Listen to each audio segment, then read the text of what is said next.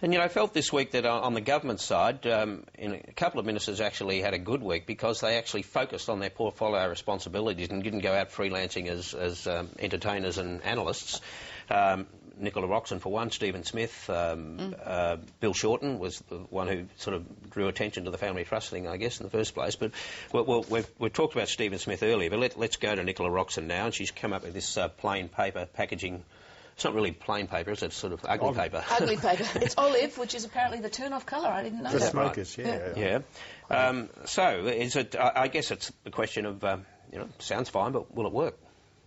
Well, there's a number of questions. I should declare myself here. A long time ago I used to work for Quit Victoria, so I have a background in this. But there's a couple of questions. The tobacco industry says, well, this is just a breach of our civil liberties and our business rights. We've invested billions into our brand, and you can't just take that away from us without due recompense. There's a lot of people arguing both sides of that argument. The point is, will it work? No one knows. It's not been done before. Is there research to show that the packaging is important, the glamorising of the imagery is important? Of course there is. You only have to look at how much tobacco companies are investing in it to know they've spent billions trying to glamorise the packs and minimise the messages on them. That's what they're trying to do.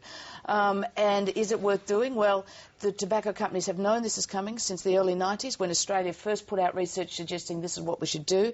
They've been ready for this fight for a long time, because if Australia breaks this barrier, then it will go around certainly developed countries. In the meantime, of course, the tobacco companies are spending billions in the developing world, where cigarettes cost 10 cents a pack or something. Nicky, which way will the opposition jump? They seem to give the impression that they'll reluctantly support it.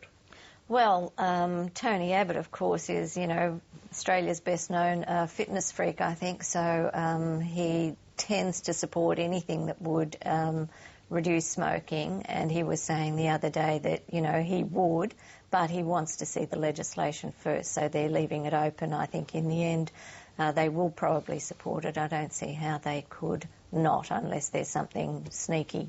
But will the tobacco industry then mount the sort of campaign you're talking about before? If you've got $20 million to spend, this is the time to spend it. Well, as they already are. Not if both sides of the Parliament come out in support of it. I don't think they'll give up easily. I mean, No, I've already seen a campaign being threatening mounted. lawsuits for, billions of dollars in compensation for... And they've threatened that in the past, and past governments have backed off, the advice being that if they went ahead, they would have to recompense. Now, that advice is changing, as I understand it. Yeah.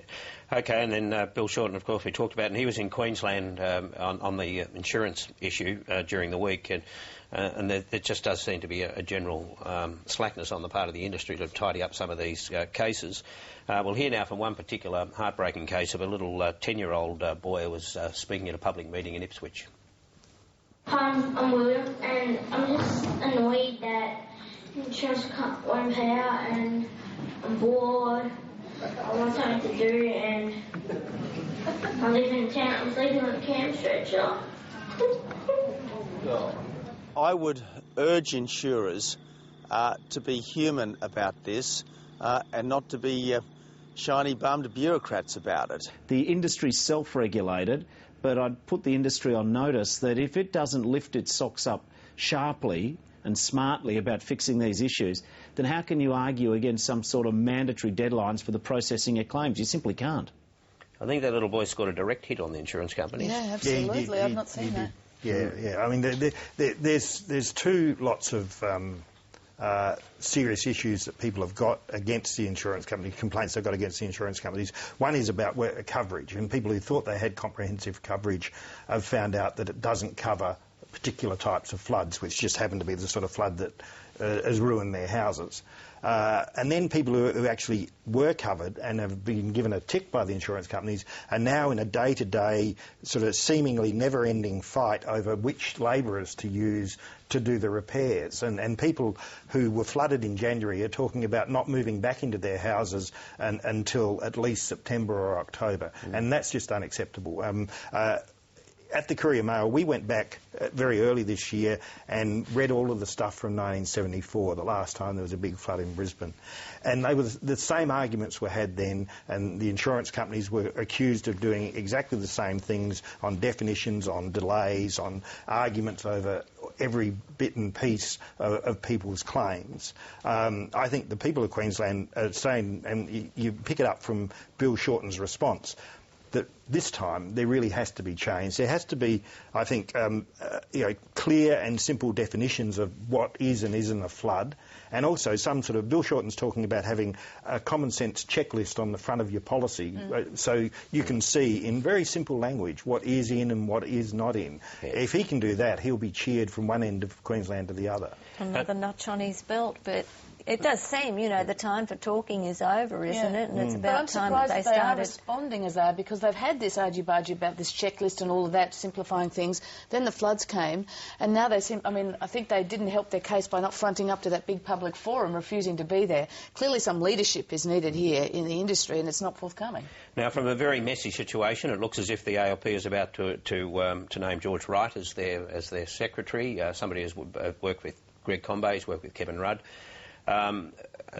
But it looks as if they got this one right, because I think he's almost unique in this country, and that I don't think he has an enemy within the ALP, and there aren't too many of those.